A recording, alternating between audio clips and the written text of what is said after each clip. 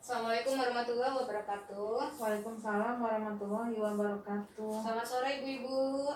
Selamat sore Bu. Gimana kabarnya sore ini? Alhamdulillah baik. Alhamdulillah. Pada Ya. kesempatan kali ini kita masih diberikan kesehatan ya Bu Ya, ya, Bu. sehingga kita masih bisa berkumpul di P2K2 kita. Ya. Gak kerasa kita udah di langkah 8 ya, penutup di modul perlindungan anak di sesi berapa Bu? Sesi 12 Ya, Bu. 12 tentang penelantaran dan eksploitasi terhadap anak ya Bu ya. Iya Bu.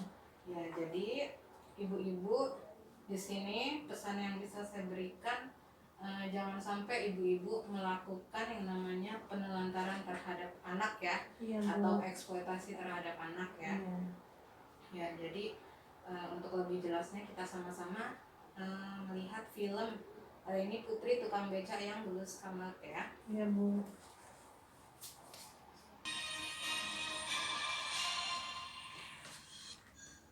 Pemirsa, keterbatasan ekonomi bukanlah satu hambatan untuk bisa berprestasi. Hal tersebut sudah dibuktikan oleh seorang gadis asal Kendal, Jawa Tengah.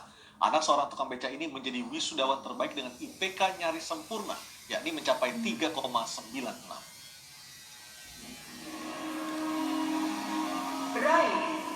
Senyum bahagia tak lepas dari wajah Raini. Pendidikan akuntansi S1. Nama orang tua Mugiono. Raini resmi menyandang predikat sarjana ekonomi. IPK Tak sekedar sarjana, Raini menjadi wisudawan terbaik tahun ini di Universitas Negeri Semarang, Jawa Tengah. Indeks prestasi kumulatif atau IPK-nya tertinggi, 3,96, nyaris sempurna. Bukan hal yang mudah, terlebih jika menengok kondisi ekonomi orang tuanya. Ayah Raini, Mugiono, hanya seorang tukang beca di Kendal, Jawa Tengah. Penghasilannya terbilang pas-pasan. Mugiono pun harus bekerja sambilan sebagai penjaga malam di sebuah SMK untuk menutupi biaya hidup Raini di Semarang. Pengorbanan yang berbuah manis bagi pasangan Mugiono dan Sujama. Riyen nggih ngoten, ajeng sekolah lah kok Pak sekolah. Nah wong aku kira di duit kula ngoten lho bapak beca kok. Sing pakai bayar napa kula ngoten. Wis mak ora sah sekolah ngandung. Aku nak ora ana sekolah biasa aku ora Pak sekolah meneh mak. Bersyukur Raini bukanlah anak tak berbakti.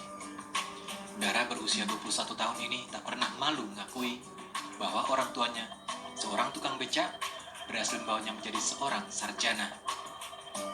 Bahwa keterbatasan ekonomi bukan merupakan penghalang, tetapi justru itu yang membuat kita untuk semakin lebih bersemangat bahwa membuktikan bahwa kita bisa seperti yang lainnya. Raini pun sangat bangga pada orang tuanya, seorang tukang beca yang gigih berjuang demi masa depan buah hati mereka. Raini seolah memberikan pesan bahwa keterbatasan ekonomi bukanlah penghalang untuk berprestasi dan mengenyam pendidikan setinggi mungkin. Dari Semarang dan Kendal, Jawa Tengah, Kristadi dan Edi Praitno melaporkan.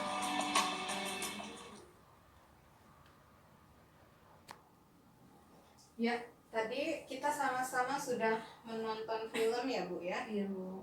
Tentang apa tadi? Reni ya. Tentang Raini, seorang anak tukang beca yang itu lulusnya kamlot Bu. Ya, dia wisuda. Nilai IPK-nya tinggi, Besar ya. paling tinggi di itu kampusnya. Ya, jadi kalau kita lihat tadi di film ya, walaupun si Reni ini cuma anak tukang beca, tapi dia bisa berhasil mendapatkan nilai yang tinggi ya daripada teman-temannya. Dia mendapat predikat kamlaut ya. Kamlot. Nah, jadi di sini kita bisa menyimpulkan Bu dari film bahwasanya keterbatasan ekonomi keluarga itu bukan penghalang ya Bu ya, untuk anak tetap dapat berprestasi ya. Jadi jangan mentang-mentang kita istilahnya ekonominya kurang, kita udah nyerah gitu kan.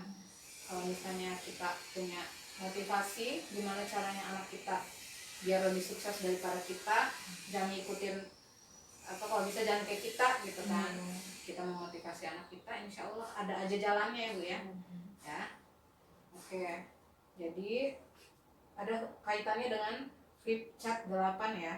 Iya Bu. daripada film tadi. Bisa dibantu dibacakan Ibu Napi? Manfaat akte kelahiran. Yang pertama itu identitas sah anak. Kemudian yang kedua memastikan asal-usul anak. Yang ketiga mendapatkan layanan kesehatan dan pendidikan bagi anak.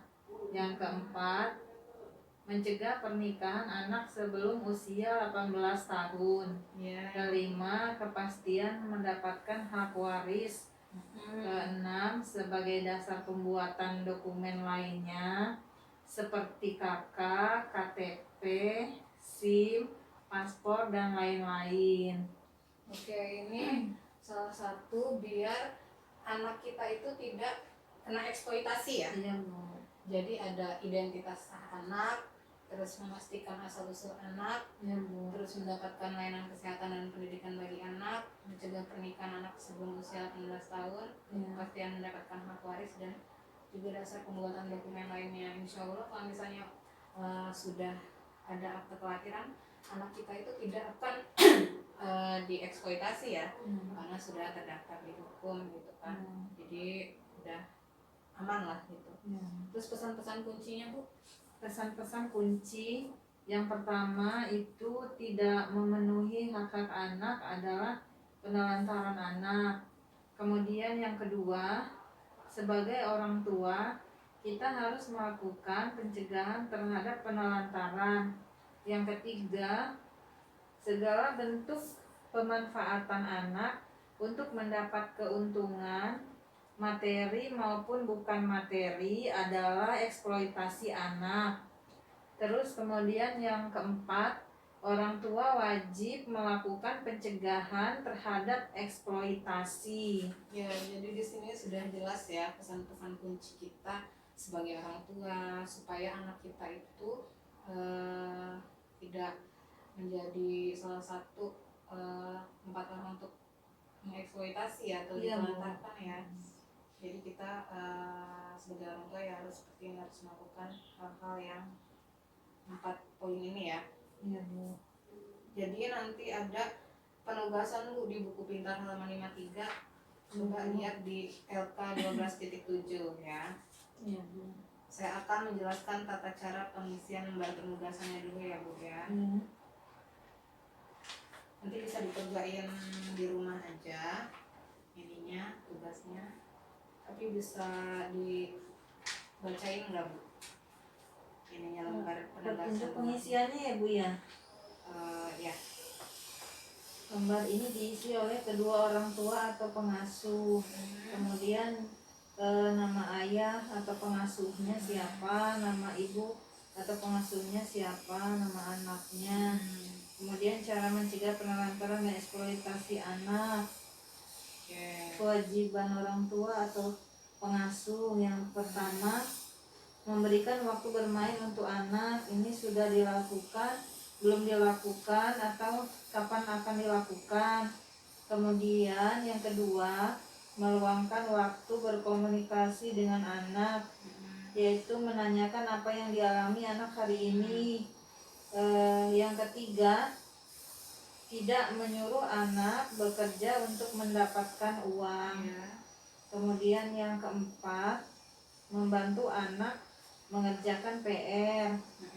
Yang kelima, Cukup Bu ya. cukup ya Bu. Jadi kalau misalnya bisa langsung dijawab, nanti saya bantu dari sini ya. Ya Bu. Misalnya nomor 1, memberikan waktu bermain untuk anak. Jadi sama ibu udah dilakukan, belum dilakukan, apa kapan akan dilakukan Bu? Ya Bu. Jadi jawabannya apa kalau ibu milihnya? Memberikan waktu bermain untuk anak. Apakah Sudah dilakukan Bu. ya, sudah dilakukan Iya. ya Bu. Terus yang kedua, meluangkan waktu berkomunikasi dengan anak. Sudah belum atau kapan? Sudah dilakukan juga Sudah Bu. juga ya. Apa namanya, kadang-kadang karena saya juga kan ini juga benturan dengan dagang juga Bu, di pasar gitu. Jadi ya paling kalau pas pulang dari ini Pas kerja pergi ya, ya. baru nanya ya Bu. Terus tidak menyuruh anak bekerja untuk mendapatkan uang. Tidak menyuruh Bu. Itu sudah Iya sudah Sudah dilakukan juga Bu. ya. membantu anak mengerjakan PR. Sudah dilakukan, tapi seringnya yang sering membantu bapaknya, Bu. Iya. Nggak apa-apa. Iya. Terus ini selanjutnya bisa dikerjakan di rumah ya. Kita tadi sebagai contoh aja yang 4 ya.